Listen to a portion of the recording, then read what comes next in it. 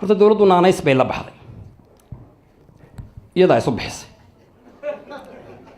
inana waa ugu yeeraynaa dowladda waxay la baxday naanaysta ah waa markii ugu horreysay waa markii ugu horreysay oo la aqoonsado waa markii ugu horreysay oo roob da'o waa markii ugu horreysay oo meel cagaara la soo arko waa markii ugu horreysay waa markii ugu horreysay ereyga waa markii ugu horreysay ruuxiisa ayaa noqday ereyga ugu sicir bararka badan marka la eego siyaasadda Soomaalida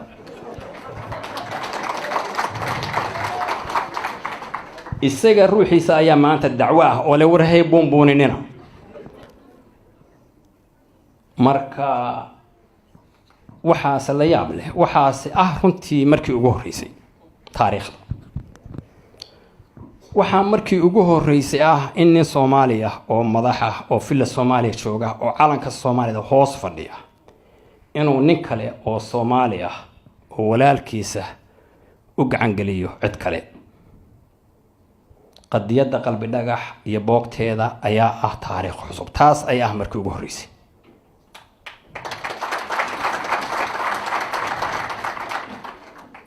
waxaa markii ugu horreysay in sharciga jinsiyadda Soomaalida in Soomaalinimada in dadka Soomaalida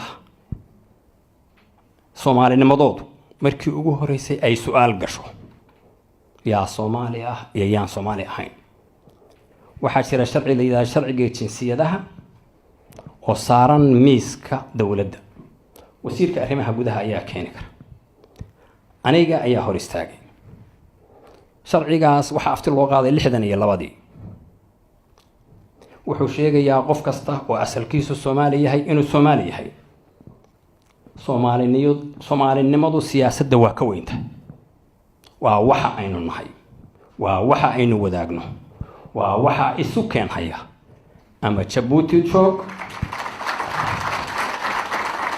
ama Jigjiga joog ama Gaarisa joog ama Muqdisho joog inta ay jirto dawlad magac Soomaaliyeed leh calan Soomaaliyeed haysata ninka Soomaaliga ee hoos jooga wuxuu yeelanayaa xuquuqda Soomaaliga laakiin arrintaasi miiskay saaranta